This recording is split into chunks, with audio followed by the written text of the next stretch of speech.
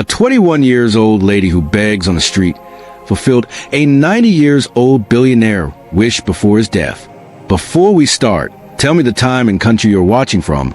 I will be glad to know how far the story has gone. Thanks. The city never slept. Not for people like her. Under the faint orange glow of a broken streetlight, Amira sat on the cold pavement, her back pressed against the rough concrete wall of a closed pharmacy. The night wind carried the scent of rain and dust, and each passing car splashed muddy water across her bare feet. In her trembling hands was a small rusted tin, her only companion, her only hope. "Please, anything you can spare," she whispered, her voice nearly swallowed by the noise of the traffic. People walked past, shoes polished, phones in hand, eyes fixed ahead as if she were invisible. But she wasn't angry. Not anymore. Life had taken too much from her already for anger to survive.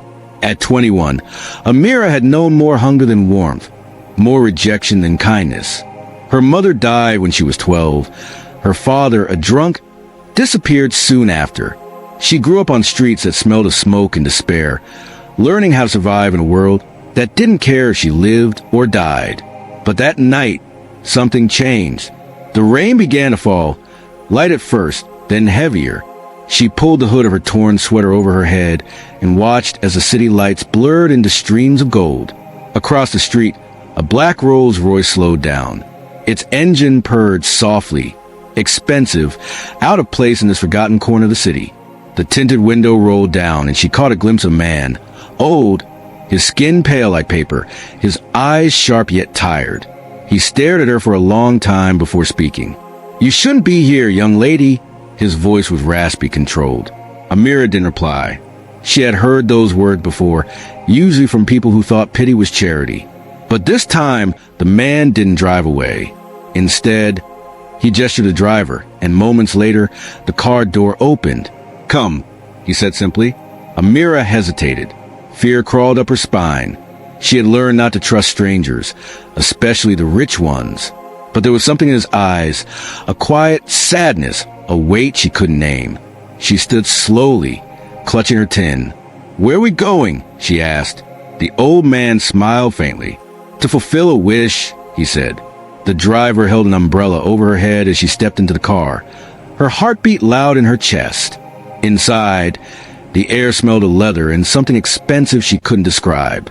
They drove in silence through the glistening streets until they reached a massive iron gate that opened automatically. The mansion beyond it looked like a palace. Tall windows glowing like stars, gardens stretching endlessly. Amira stared, her eyes wide. She had never seen such beauty. The old man leaned forward, his breathing shallow. "My name is Mr. Adrian Cole, and I'm 90 years old," he said quietly. "The doctors say I don't have long." Amira's eyes darted to him, his frail hands, the oxygen tube near his seat. Her throat tightened. "I've spent my whole life surrounded by everything," he continued, looking out the window. "Money, power, respect. But I realized something. I've never truly done anything good." He turned back to her, his voice trembling with something almost desperate. "I want you to help me change that before I die." Amira stared at him, confused, her voice barely audible. "Me? But I'm just nobody." Mr. Cole smiled sadly. "Sometimes, only the broken can teach us what healing means." As the rain pattered softly on the car roof, Amira didn't know that stepping into that car was the beginning of everything. The journey that would break her, heal her, and change her life forever.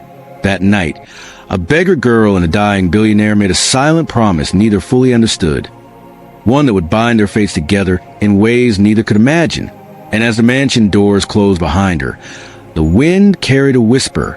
Sometimes, angels come disguised as the ones we overlook. The mansion felt unreal. Amira followed silently as the butler led her through a grand hallway lined with paintings that seemed older than time itself. The walls smelled faintly of polish and old wood, and her shoes, too small, too thin, made soft squeaks against the marble floor.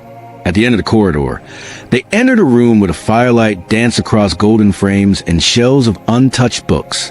"Please sit," Mr. Cole said, lowering himself into a large velvet chair. His breathing was heavy, each inhale a quiet struggle. Amira perched on the edge of a smaller chair, unsure if her dirty clothes were even allowed to touch the fabric. For a long moment, the old man just looked at her. His gaze wasn't cold, just searching, as if trying to find something invisible inside her. "You remind me of someone," he said finally. Amira tilted her head. "Who?" "My daughter," he replied softly. "She would have been your age." A silence fell. She saw the flicker of pain in his eyes, like a candle struggling against the wind. "What happened to her?" Amira asked gently. He smiled faintly, but it was the kind of smile that hides a wound. "She died many years ago." The fire crackled, filling the space between them. "I spent decades building this empire," he continued. "Coal holdings, hotels, ships, oil companies, you name it. But when she died, everything I built lost meaning. My wife left, my friends drifted away. Now I'm left with wealth and regrets." Amira looked down, her fingers tightening around her rusted tin. "I don't have anything to lose," she whispered. "Maybe that's why I'm still alive." Mr. Cole's eyes softened. "That's exactly why I chose you." "Chose me?" she repeated, confused. He nodded slowly. "When I saw you in the rain tonight, I saw something. The same light my daughter used to have before life dimmed it. I want you to help me with something very important." "Amira, something no one else can do." Her heart pounded. "What is it?" He took a long, shaky breath before answering. "I want to give everything away before I die. But not just anyone. I want to see it change lives. I want to feel it before I close my eyes for the last time. And I want you to be the one to help me do it." Amira froze. "Me? But I don't understand anything about money or business." Mr. Cole chuckled softly, his voice warm. "Exactly. That's why you're perfect. You understand pain. You know what hunger feels like. You know what kindness truly means when it's rare." Her eyes filled with tears, unexpected and uncontrollable. No one had ever said she was perfect for anything before. He reached into a drawer and pulled out a small envelope, placing it on the table between them. "Inside this is something I want you to do first. It's my first wish. Consider it a test." Amira hesitated, staring at it. Her hands shook as she picked it up. "What's inside?" she whispered. "You'll find out tomorrow morning," he said, leaning back. "For now, my doctor insists I rest. The butler will show you to your room." "Room?" she echoed, as if the word itself were foreign. Mr. Cole smiled kindly. "You're not sleeping on the streets tonight, Amira. Not while I'm alive."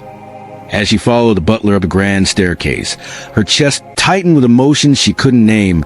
Fear, hope, disbelief. The room they gave her was bigger than the shack she'd once called home. The bed was soft, the lights warm. For the first time in years, she lay down under a real blanket, but she didn't sleep. Her fingers traced the envelope over and over, wondering what kind of test a dying billionaire could possibly give to a beggar girl with nothing. Outside her window, the rain had stopped. The moonlight washed over the gardens like silver. Downstairs, in the dim firelight, Mr. Cole whispered to himself, "She'll do what no one else ever could." And somewhere deep inside the old man's heart, for the first time in decades, a small spark of peace began to flicker. The morning sun crept gently through the tall curtains, painting soft gold on the room's pale walls. Amira woke up with a start, confused for a moment.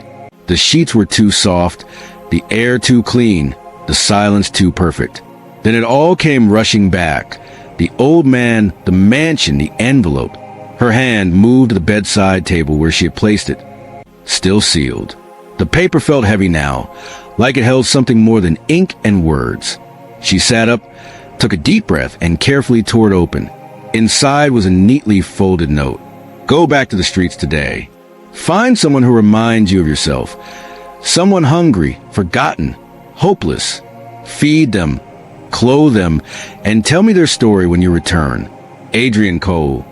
Beneath the note was a small black card, a debit card, and a folded bundle of cash. She counted it slowly, her eyes widening. 200,000 Nigerian nairas. Her breath caught. She had never seen that much money in her life. Her fingers trembled. "Why would he trust me with this?" she whispered. But deep inside, something told her it wasn't a trap. It was trust, something she hadn't known in years. She cleaned herself as best as she could, showering for the first time in months, and wore a simple blue dress a maid had left for her with a note that read, "From Mr. Cole." The car dropped her off near the same street corner where he had first found her. Everything looked the same. The cracked pavement, the smell of roasted corn and exhaust fumes, the people rushing past. But Amira wasn't the same. Not anymore. Her eyes searched the faces around her, looking for someone, anyone, who reflected the version of herself she once was. Then she saw her, a little girl, maybe 7 years old, sitting barefoot beside a pile of discarded cartons. Her hair was tangled, her eyes hollow but still burning with quiet fear. She held a younger brother, maybe 3, in her arms. The child was coughing weakly, his lips pale. Amira's heart broke instantly. She knelt beside them. "Hey," she said softly, her voice trembling. The girl looked up, startled. "Please, Ma, we don't mean harm. We're just sitting. What's your name?" The girl hesitated. "Zura, and this is my brother, Chima." Amira smiled faintly, blinking away tears. "Zara, are you hungry?" The little girl nodded slowly. Without another word, Amira took them by the hand and led them to a nearby food stall. She ordered rice, beans, meat, and juice, everything the children looked too afraid to even imagine eating. Zara watched in disbelief as the plates were placed before them. "Is this really for us?" "Yes," Amira whispered. "Eat, my dear. Eat as much as you want." The girl hesitated only a moment before digging in. Her little brother smiled weakly, stuffing a spoonful of rice into his mouth. Amira turned away for a second, wiping her eyes. She remembered being that child, starving, invisible, forgotten. After the meal, she took them to a small shop, bought new clothes, slippers, and some medicine for Chima's cough. When the girl tried to thank her, Amira knelt and hugged her tightly.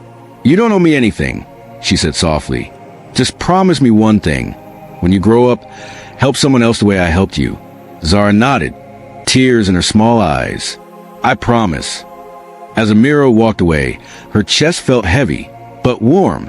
She had never felt this before, not even once.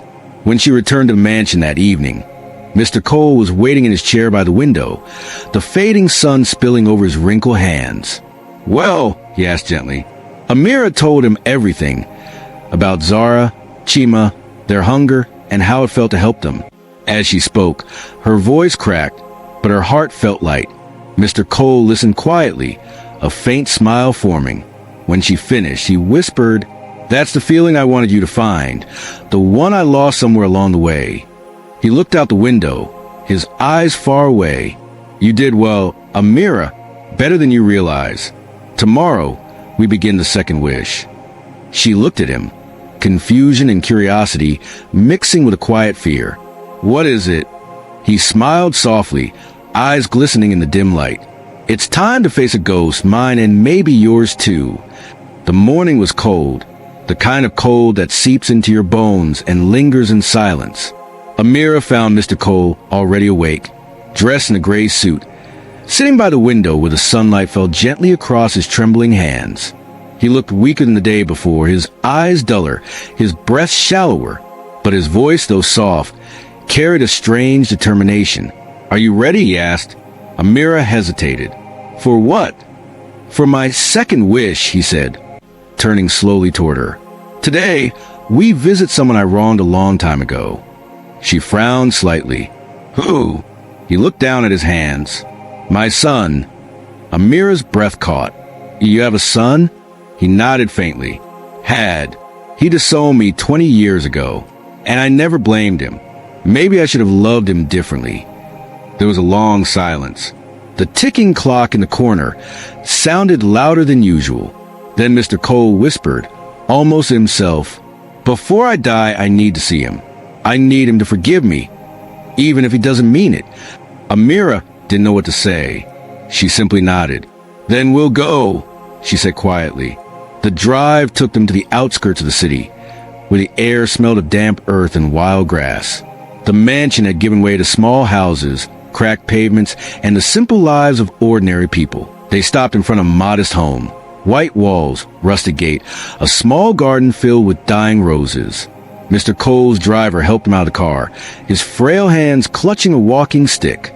Amira stayed close, worried every step might be too much.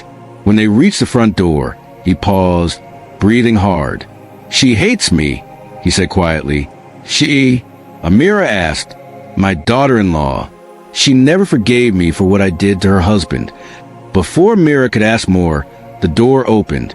A woman stood there, mid-40s tall, weary-eyed, holding a towel in one hand. Her face froze the instant she saw him. "You!" she whispered, disbelief turning to bitterness. "You shouldn't be here." Mr. Cole's eyes filled with tears. "I just want to see him, please." The woman's lips trembled. "You're 20 years late." The words hit him like a slap. His cane wobbled. Amira rushed to steady him. Mr. Cole's voice cracked. "He's gone." She nodded slowly, eyes wet. "Liver failure. He waited for you till the end, you know." Kept saying, "Maybe father will come this time." "But you never did." Mr. Cole's face crumpled, his body shaking. "No, no." He pressed a trembling hand to his chest, as if trying to hold his heart together. The woman turned away, unable to look at him. Amira stepped forward gently. "Please let him in, just for a moment." The woman hesitated, her anger melting into pity when she saw the oxygen tube behind Mr. Cole's ear. "5 minutes," she whispered, stepping aside. Inside, the house smelled of dust and old memories. There were pictures on the walls, a younger man with kind eyes, smiling with his wife and 2 little boys. One of the boys looked exactly like Mr. Cole. He stopped in front of that photo, his hand trembling as he touched the frame. "My son, Daniel." A sound escaped him, half sob, half sigh. He sank slowly into a chair. Amira knelt beside him, unsure how to comfort someone whose pain stretched across decades. "I pushed him away," he whispered. "He wanted to build schools for the poor, hospitals for those who couldn't afford care. I told him it was a waste of time. That money should multiply, not disappear. He left with nothing. Said he'd never take another coin from me. And I let him go." Tears rolled silently down his wrinkled face. "I thought I was teaching him strength, but I was teaching him pride. My pride." The woman, Daniel's widow, stood at the doorway, arms folded, but her eyes softened as she listened. Finally, she spoke, her voice trembling. "He always said you weren't a bad man, just lost." Mr. Cole looked up at her, his voice barely a whisper. "I am lost, but I want to make things right, even if I can't bring him back." He pulled out a small envelope from his pocket and handed it to her. "This is for your sons. A scholarship fund. It's not enough to replace a father, but it's something." She hesitated, then took it slowly, her eyes wet. He'd have liked that. For the first time, a faint smile crossed his tired face. As they left the house, the air felt lighter, yet filled with sorrow. In the car, silence stretched between them until Amira finally spoke. "Do you feel better?" He nodded weakly. "Lighter? Yes. But I see now that forgiveness isn't a gift. It's a mirror. It shows you who you truly were." Amira looked out the window, her own heart heavy. She had no father to forgive, only memories too painful to name. But she understood. As the car drove back toward the city, Mr. Cole reached out and placed his frail hand over hers. "Amira," he whispered, "before I die, I want you to know something. I didn't find you by accident." She turned to him, startled. "What do you mean?" But his eyes closed slowly, exhaustion pulling him into sleep. Outside, the sun dipped low behind the clouds, casting long shadows over the road, like ghosts walking beside them. The days passed quietly after the visit to Daniel's house. Mr. Cole had grown weaker. His doctor visited every morning now, adjusting medications, whispering updates that Amira could barely understand. The grand mansion, once full of silence, now echoed with the soft hum of medical machines and the steady rhythm of oxygen pumps. Amira stayed close. She read to him, cooked simple meals, and sometimes just sat by his side while he stared out the window. There was something peaceful about the way he looked at the world, like a man finally learning to let go. But in the back of her mind, one question refused to fade. I didn't find you by accident. Those words haunted her. One afternoon, as she was dusting the shelves in his library, she noticed a small, faded photograph tucked between two books. It was old, maybe 30 years. A young woman stood in front of a small house, holding a little girl in her arms. The woman looked tired, but her smile was pure and kind. Amira's heart stopped. The child in that photo, the messy hair, the round cheeks, the tiny gap between her teeth. It was her. Her breath hitched. She turned the photograph over, and in shaky handwriting were the words, "To Mr. Cole, thank you for saving us. With love, Miriam and little Amira." The room began to spin. She found him in the study, resting in his chair. "Mr. Cole," she whispered, holding the photo with trembling hands. "What is this?" He opened his eyes slowly, saw the photograph, and a flicker of something, pain, nostalgia, guilt, crossed his face. He closed his eyes again. "So you found it. Why do you have a picture of me?" she demanded, her voice breaking. "Why does my mother's name—" "Miriam," he said softly, finishing the sentence for her. "Yes, I knew her." Amira's chest tightened. "How?" He sighed deeply, his voice trembling. "Years ago, maybe 21, 22 years now, I was driving through the outskirts of the city. It was late, raining, much like the night I found you. My car broke down, and your mother, this poor woman with nothing, invited me into her home, so I wouldn't have to wait outside. She gave me food. She shared her only blanket. She had no idea who I was." He paused, swallowing hard. "That night, I learned more about kindness from her than I had in 70 years of wealth. I gave her some money before I left, told her to use it to start over. She wrote me that note and sent me the photograph weeks later. But then, I lost contact. My assistant told me she moved away. I tried to find her. I swear I did, but I couldn't." Amira's tears spilled freely.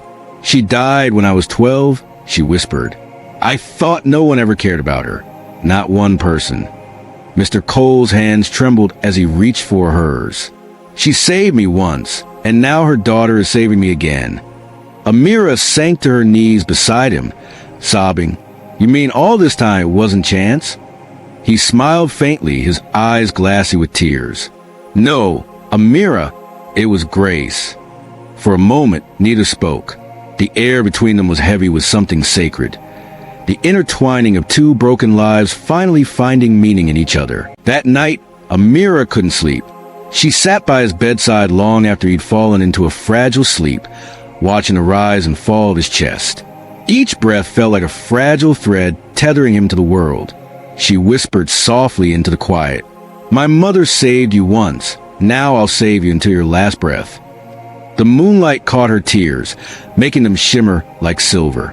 And outside the mansion, the world moved on, unaware that inside, a story of loss, forgiveness, and fate was still unfolding. Mr. Cole's health began to decline faster after that day. The mornings became quieter. His voice grew weaker. Sometimes he would drift in and out of sleep, murmuring fragments of memories, names, places, regrets. But one evening, as the sky blazed with the soft orange of sunset, he called her into his study. Amira found him sitting at his desk, the same photograph of her and her mother placed neatly before him. His oxygen machine hummed softly beside the chair. "Sit, Amira," he said, his tone calm but urgent. "It's time for the third wish." She sat, her heart heavy. "I'm listening." He smiled faintly, though his lips trembled. "I want you to do something that money cannot measure." He opened a drawer and took out a small brown envelope. Inside were a few papers, handwritten notes, old photographs, and a worn-out address card. "Years ago," he began slowly, "before I became what I am, I made many enemies.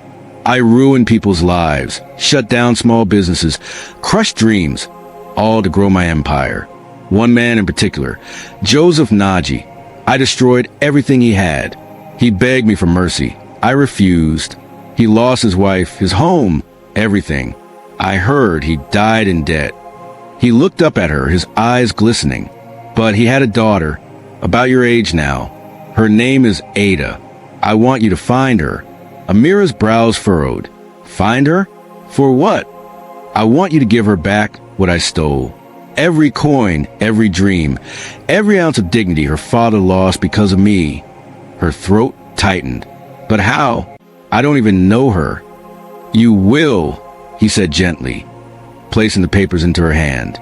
In this envelope is everything you'll need. Her last known address, documents, and a signed letter from me. Go, Amira. Help her start again. Make her believe that good still exists. Amira stared at the envelope, then at him.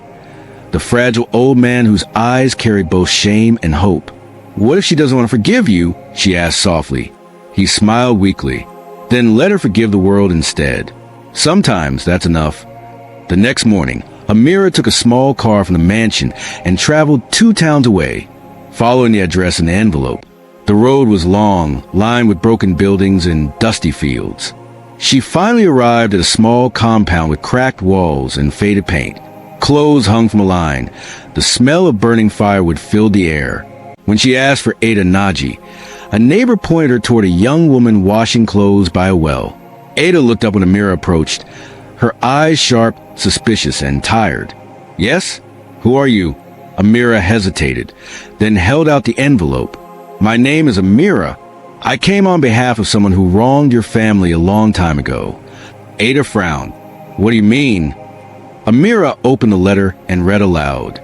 Dear Ada, I am Adrian Cole, the man who destroyed your father's livelihood. I cannot undo the pain, but I can honor his memory by rebuilding what I broke. Attached are documents transferring funds to your name, enough to start anew, a home, a business, a life your father would have wanted for you. I am sorry. Adrian Cole. When Amira finished reading, Ada's hands trembled. He wrote that? Amira nodded. He did. He wanted me to deliver it personally. Tears filled Ada's eyes, spilling freely down her cheeks. My father died cursing that man. He said Adrian Cole was the reason we lost everything. I used to dream of seeing him suffer. I know, Amira whispered, her own voice breaking. But he is suffering more than you know, and he wanted you to have peace before he dies. Ada pressed her hands against her face, sobbing. Peace? I don't even know what that feels like anymore. Amira knelt beside her, gently taking her hand. Then let this be your beginning. Don't forgive him for his sake. Forgive him for you. Ada looked at her, eyes glistening. Why are you doing this? Because someone once saved me too, Amira said softly. And I can't repay her, but I can pass it on. Hours later, Amira returned to mansion. Mr. Cole was waiting, sitting by the fire, his face pale but his eyes alive. You found her? Amira nodded, tears threatening to fall. I did, and she cried, Mr. Cole. She cried like she had been waiting her whole life for that letter. He closed his eyes and let out a shaky breath. Then I can sleep tonight. You did something good, she whispered. He opened his eyes, a faint smile curving his lips. No, my dear, we did something good. Amira reached out and held his hand gently. What's next? He looked into her eyes, his voice barely a whisper. The 4th wish will be the hardest. It's not about money. It's about the truth. Her heart raced. What truth? He gazed out the window, where the moonlight glowed faintly over the gardens. The truth about how your mother really died. The next morning dawned gray and still.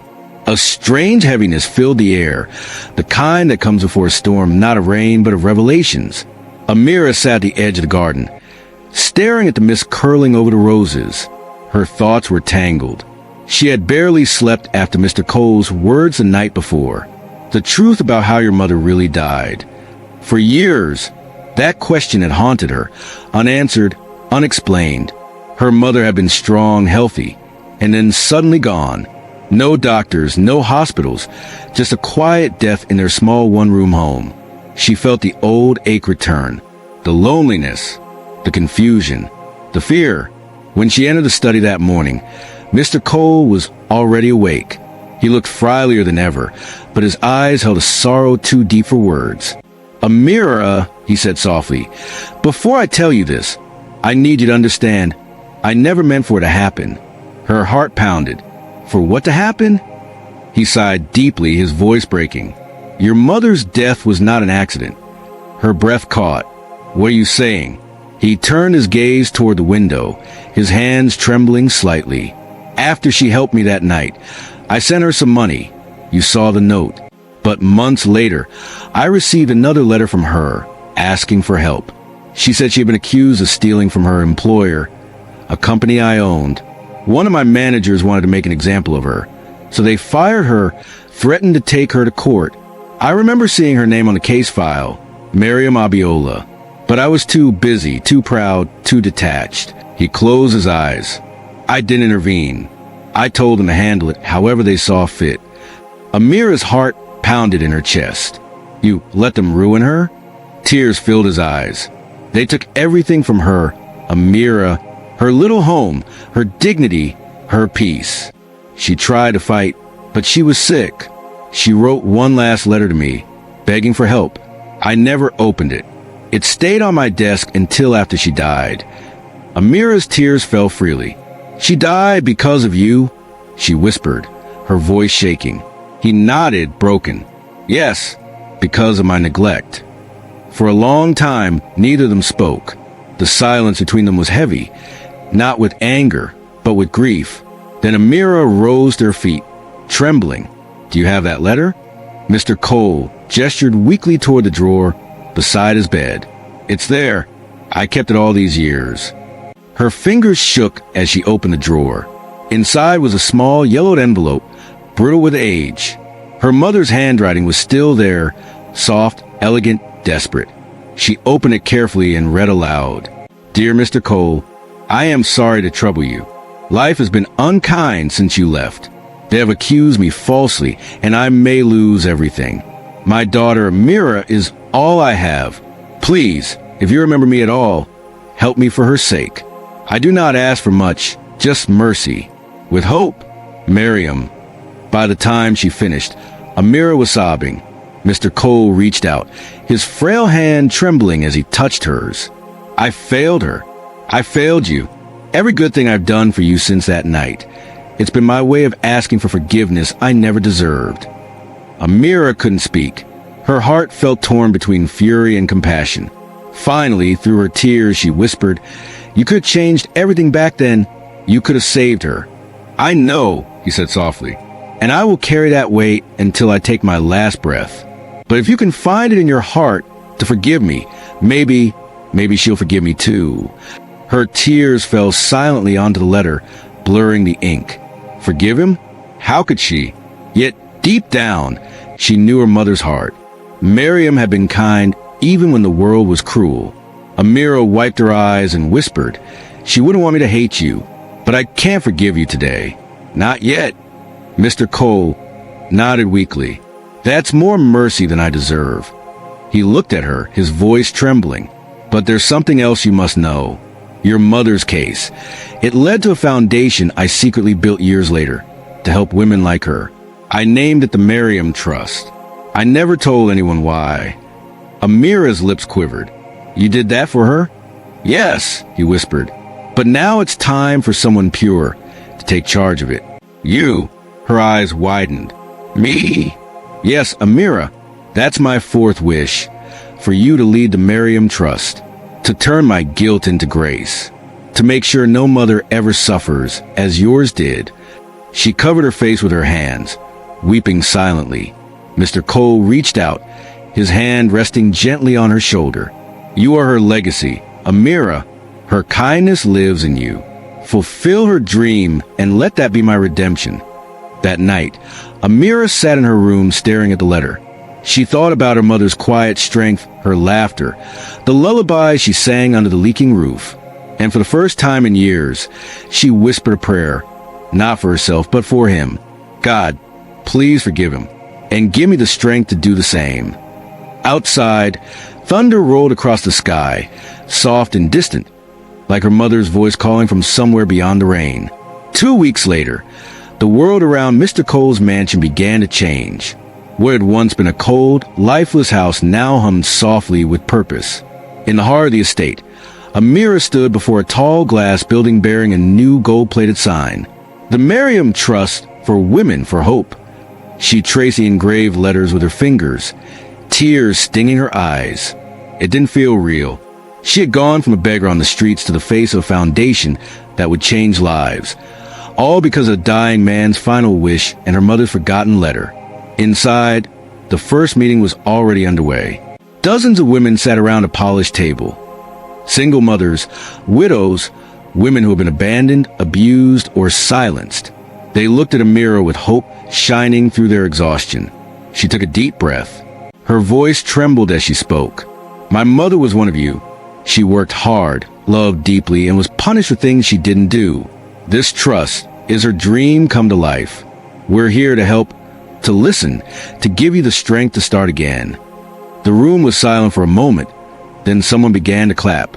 Soon, the sound filled the room like a heartbeat.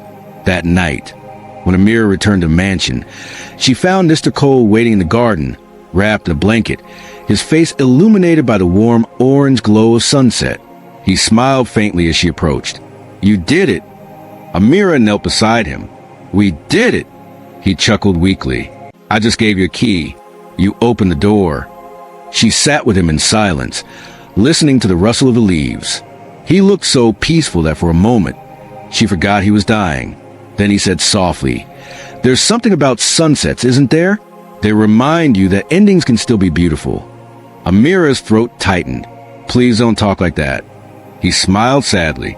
I have to, my dear, because there isn't much time left. Her eyes filled with tears. Don't say that.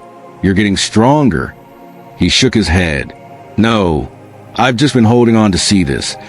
To see you bring life where there was only regret. He looked up at the sky, his eyes glistening. Every day I spent chasing money. I thought I was building an empire. But now I see, true wealth isn't measured in what you own, but in who you help. Amira took his hand gently. You've helped more people than you know. He smiled. No, Amira, you have. You're the legacy I didn't deserve. For the next few weeks, the mansion was filled with visitors, women whose lives were being changed by the Merriam Trust. Some brought letters of gratitude. Others brought tears. Mr. Cole would sit in his chair, listening quietly, smiling at every story, his frail hands clasped in peace. One afternoon, a little girl approached him shyly. She was about 8, wearing a simple blue dress and clutching a piece of paper. Sir, she said softly, thank you for helping my mommy. She said I can go to school now. Mr. Cole's eyes filled with tears. He took the paper from her tiny hands. It was a drawing of a house, a garden, and 2 stick figures smiling beneath the sun. Is that you and your mother? He asked. She nodded. And that's you. He looked down at the drawing and whispered, I've never seen myself look so happy. That night, Amira found him asleep in his chair, the drawing resting on his chest. For a terrifying moment, she thought he was gone, but then his eyes fluttered open. I was dreaming, he murmured. About what? She asked, sitting beside him. He smiled faintly. About Merriam. She was standing in the sunlight, holding flowers. She said she forgave me. Amira's breath caught. Maybe she did. He turned to her, his eyes soft but tired. And she said something else. She said it's almost time. Amira's voice broke. Please don't talk like that, not tonight. He smiled, reaching for her hand. When my time comes, don't cry for me. Just promise me one thing. She wiped her tears. Anything. When I'm gone, don't let the Merriam Trust become about my name. Make it about hers. About every mother who gave everything, and every child who still believes in kindness. She nodded, unable to speak. He squeezed her hand. Good girl. And then, in the soft glow of moonlight, he whispered, You fulfilled every wish I had, Amira. Everyone. That night, the mansion fell silent again, but this time, not from emptiness. It was a silence of peace, of something finally set right. And somewhere deep in Amira's heart, she knew the final wish was yet to come. The wish he wouldn't live to see, but one she would carry out in his name. The morning came quietly, too quietly. Even the birds seemed to know something sacred was about to happen. Amira awoke before dawn, her heart heavy for reasons she couldn't explain. A cold wind drifted through the open window, carrying the faint scent of rain and roses. She felt a pull in her chest, as if someone far away had whispered her name. She threw on her shawl and hurried to the long corridor of the mansion. Every step echoed like a heartbeat in the stillness. When she reached Mr. Cole's room, the door was half open. The nurse sat beside the bed, her eyes red, her hands folded in silence. Amira froze. Then the nurse looked up, her voice trembling. "He's still here, but he's fading." Amira rushed to his side, her knees hitting the floor beside his bed. "Mr. Cole," she whispered, taking his hand. His skin was cold, fragile as paper.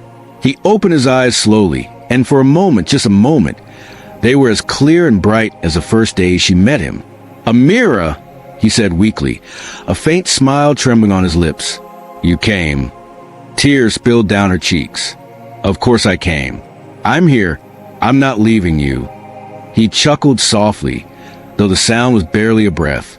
"Good, because I didn't want to go alone." She pressed his hand to her cheek, crying openly now. "Don't talk like that. You're gonna be fine." He shook his head slowly. "No, my dear. The truth is, I've been ready. I've seen everything I needed to see, your courage, your kindness, your strength."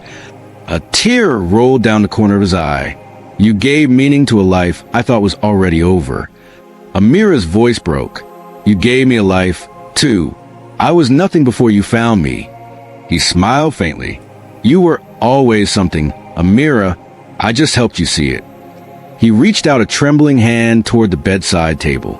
"There's a box there," he whispered. "Open it." Amira lifted a small wooden box with gold carvings. Inside was a letter, folded neatly beside a delicate silver locket. She looked at him questioningly.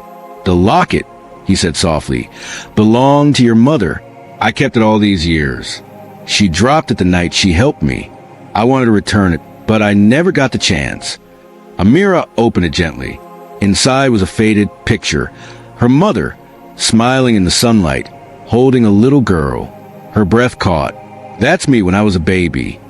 He nodded, tears spilling down his pale cheeks. "She was proud of you. You were her world." Amira broke down, clutching the locket to her heart. "Thank you for keeping it safe." He reached for her hand again, his grip weaker now. "Promise me something, Amira." She nodded through her tears. "Anything. When I'm gone, take my ashes and scatter them where your mother is buried. I want to rest beside the woman who saved my soul." Amira's lips trembled. "I promise." He smiled faintly, his breathing shallow. "That's my last wish." The room grew quieter. The sound of the clock ticking filled the silence. He looked up toward the window, where the first light of dawn broke through clouds, soft, golden, and pure. "Look," he whispered, "the sunrise." Amira turned to see it, and when she looked back, his hand had gone still. His chest rose once, then fell softly. And then, nothing. Her cry broke the silence. She clutched his hand, pressing it to her forehead, her tears soaking his skin. "Please," she sobbed. "Don't leave me, please." But he was gone, his face calm, almost smiling, as if he had finally found peace. The nurse quietly stepped forward, closing his eyes with a gentle touch. "He waited for you," she said softly. "He didn't want to go until he saw you one last time." Amira couldn't move. She stayed beside him for hours, holding his hand, whispering prayers through her tears. When the sun was fully up, she stood, her body trembling. She walked to the window, opened the curtains wide, and let the light flood the room. "Rest well," she whispered. "You kept your promises. Now I'll keep mine." 3 days later, Amira stood in a quiet field surrounded by tall grass and the songs of morning birds. She carried a small urn and the silver locket. Her mother's grave was simple, marked with a stone that read, "Miriam Abiola, love beyond words." Amira knelt beside it and whispered, "He wanted to be near you. I think you already forgave him long before I did." She opened the urn and let the ashes scatter across the wind. They swirled gently through the air, shimmering in the sunlight, as if they, too, were free at last. The locket glinted in her palm. She hung it on a small branch near the grave. It swayed gently in the breeze, catching the morning light like a whisper of memory. Amira closed her eyes, tears streaming down her face. "Goodbye, Mr. Cole," she said softly. "You can rest now. I'll take it from here." And as she turned to leave, a sudden warmth brushed her cheek, like the tender touch of an old man's hand or a whisper carried by the wind. "Thank you, Amira, for fulfilling my last wish." The days after Mr. Cole's burial felt like moving through a dream, the kind that left Amira waking with tears she didn't remember shedding. The mansion, once so full of life, was now wrapped in silence again. But it wasn't the cold, hollow silence she had first known. This one was softer, a silence of peace. Amira would sometimes find herself wandering to the halls, expecting to hear his voice, the faint tap of his cane, or his soft laugh. But there was only the whisper of the wind through the curtains. She spent most of her days at the Merriam Trust, throwing herself into the work. Every life the foundation touched felt like a thread, stitching her pain into purpose. She helped mothers start small businesses, funded education for girls, and created safe spaces for women who had nowhere else to go. The world began to notice. The story of the Merriam Trust spread, a foundation built by a beggar and a dying billionaire. People were moved. Donations poured in. Hope grew. But even in the midst of praise, Amira felt a quiet ache, a longing for the old man who had changed her life forever. One rainy evening, while sorting through Mr. Cole's old documents, she found something she hadn't seen before, a sealed envelope with her name written in his trembling handwriting. Her hands shook as she opened it. Inside was a letter, dated 2 weeks before his death. She sat down, her heart pounding, and began to read. "My dearest Amira, if you are reading this, it means I've gone where pain can no longer reach me.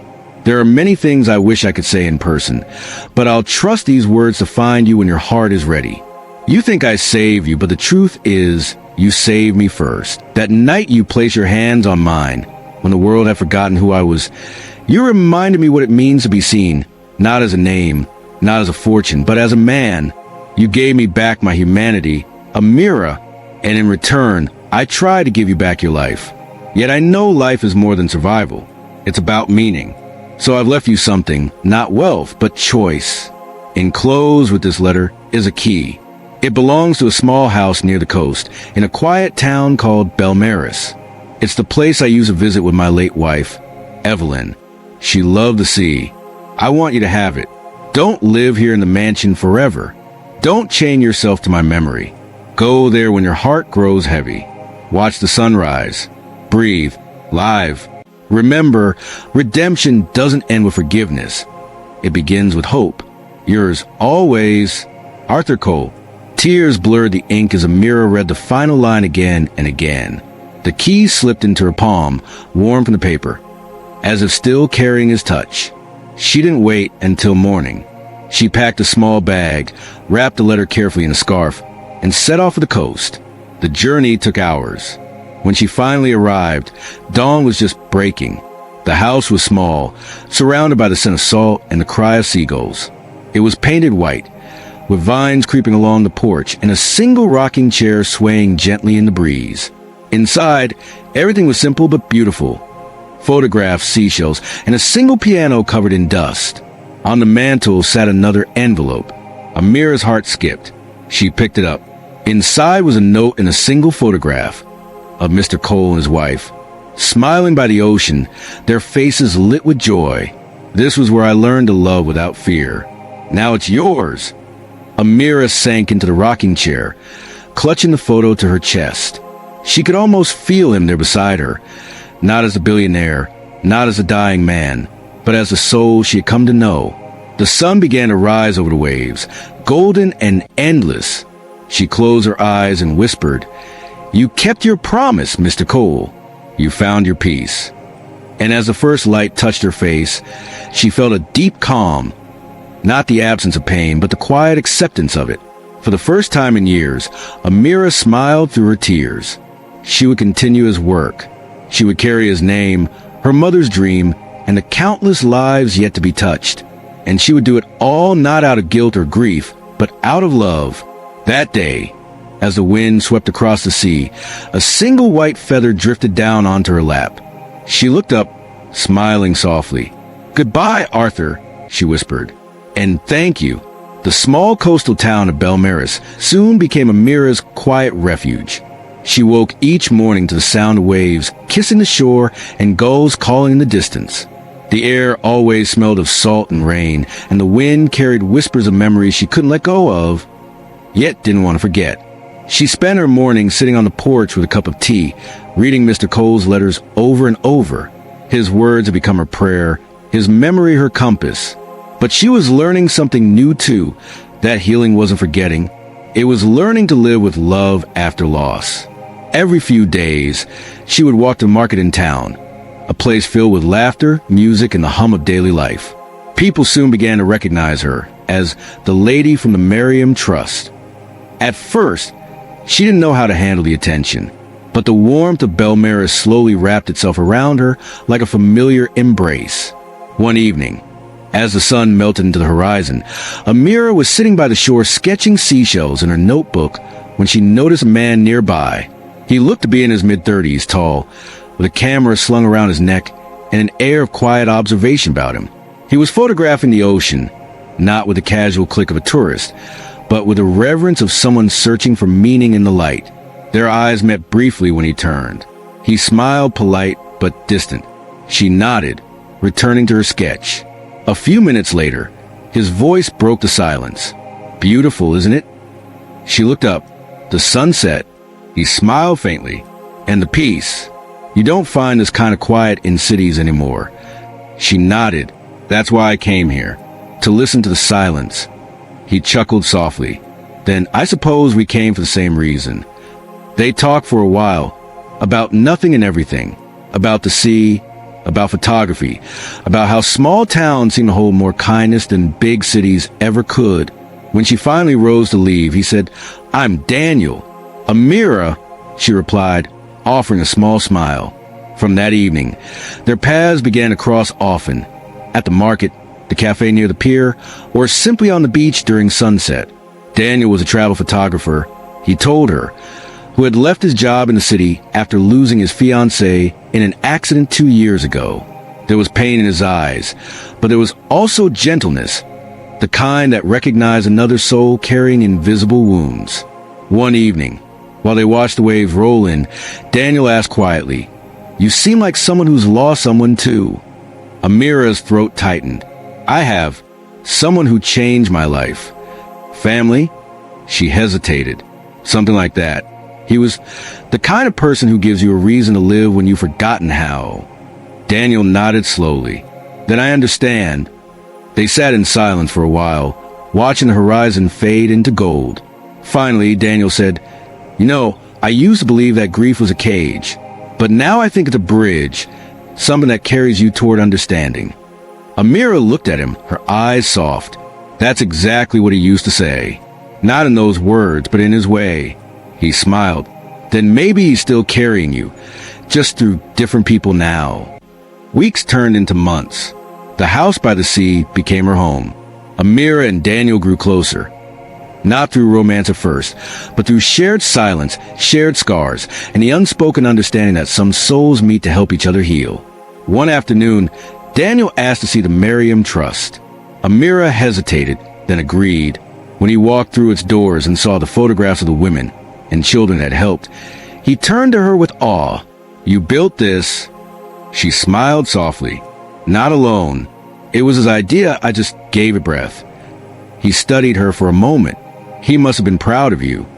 Her eyes glistened. "I hope so." Daniel looked at her, really looked, and said, "He was.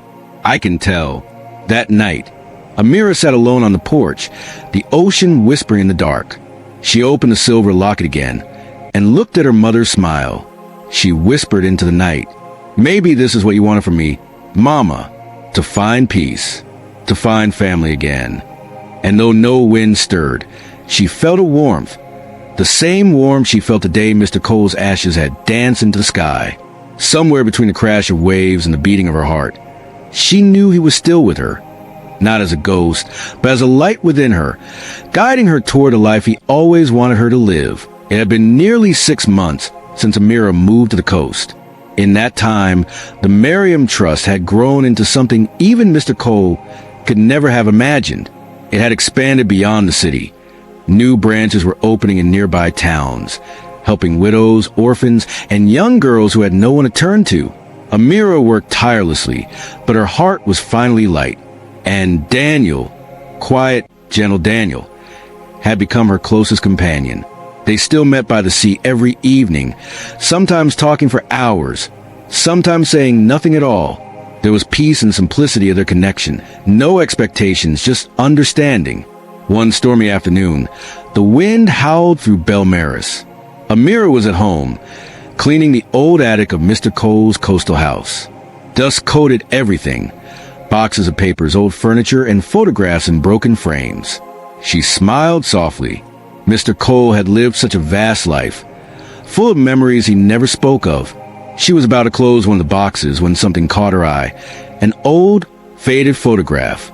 It was of Mr. Cole, much younger, standing beside a man in front of a camera shop. The man beside him looked familiar, very familiar. Amira frowned, lifting it closer. Same eyes, same jawline, same half-smile. It was Daniel, or someone who looked exactly like him. Her heart skipped. She turned the photo over, and there, written in Mr. Cole's handwriting, were the words, Arthur and Michael Cole, 1985. My son and me. Her breath caught. His son. The photograph slipped from her hands. That evening, Daniel arrived at her door, drenched from the rain, camera bag slung over his shoulder. He smiled when he saw her, but her expression made him pause. Amira, what's wrong? She stepped forward, her voice trembling. I found something today in the attic. He looked confused. What do you mean? She handed him the photograph. He froze, staring at it for a long, long time. Then he sighed and sat down, his shoulders sinking. I was hoping you'd never find that, he said quietly. Amira's eyes filled with tears. You knew? He nodded slowly. Yes, Arthur Cole was my grandfather. Amira's heart pounded. Your grandfather? Daniel nodded, his eyes clouded with something like guilt. My father, Michael Cole, was his only son, but they had a falling out years ago. Grandfather wanted my dad to take over the company, but my father hated that world. He left and opened a photography shop instead. They never spoke again. He looked down at the photo, tracing the edges. When I was little, I used to hear stories about him, how cold he'd become, how money had changed him. But my grandmother, Evelyn, used to say something different. She said there was still kindness in him, buried deep. Amira whispered, he changed Daniel. Before he died, he changed more than anyone I've ever known. Daniel's voice trembled. I know. I read his letters. She stared at him. You what? He met her eyes. He sent me one before he passed away. It arrived late, months after his death. In it, he said he'd met someone named Amira. He said you reminded him of who he used to be, that through you, he'd found forgiveness. Amira's lips quivered. He never told me he had a grandson. He probably didn't want to burden you with his family history, Daniel said softly. He was ashamed of how he'd failed us. But he wanted me to find you someday, to see what you'd built, to make sure you were never alone. Tears spilled down Amira's cheeks. So that's why you came to Belmaris? He nodded, partly. I didn't want to tell you at first. I wanted to know you for myself, not as some obligation my grandfather left behind. He paused, his eyes glistening. But then I saw who you are, and I realized why he loved you like a daughter. Amira covered her face, sobbing quietly. All this time, I thought fate had brought us together. I didn't know it was him. Daniel reached out gently, taking her hand. Maybe it was both, fate and him. For a long time, neither spoke. The rain softened, the storm easing into a drizzle. Finally, Amira whispered, he used to say everything happens for a reason. That kindness never dies. It just changes hands. Daniel smiled faintly. Maybe we're proof of that. She looked at him, eyes glistening with tears and something brighter. Understanding. The old photograph lay between them on the table. Arthur Cole's face smiled up at them both, not as a lonely billionaire he once was, but as a man who had managed, even in death, to weave two lost souls into one story. That night, as they stood on the beach watching the sea calm after the storm, Daniel whispered, "You know, he told me in his letter that his greatest peace came from fulfilling his last wish." Amira looked up at him softly. "And what was yours?" Daniel smiled. "To make sure you never stop fulfilling yours." 3 years passed. The world had changed for Amira, not in the way money or luxury changes someone, but in the quiet way that purpose transforms a soul. The once frail beggar who sat beneath a bridge with an empty bowl was now the director of one of the most compassionate foundations in the country. But to those who met her, she still smiled like the girl who once said, "I have nothing except a heart that still believes." Mr. Cole's old mansion no longer felt cold or lonely. It was alive with children's laughter, the aroma of bread, the rustle of uniforms. It had become a refuge for orphans, widows, and anyone life had forgotten. Amira lived there, not as a mistress of the house, but as its heart. Every morning, she stood by the same balcony where she once wept for him, whispering, "You're still here, Mr. Cole. I can feel you." Daniel was always nearby, his camera hanging from his neck, capturing moments: a child's first step, a widow's smile, Amira kneeling to tie a little boy's shoe. He said those photos were more valuable than gold, because they were proof that kindness didn't die, it multiplied. One morning, a letter arrived. It was sealed in gold, the handwriting neat but trembling. It came from the office of the Attorney General. Inside was a document and a note. Amira unfolded it slowly.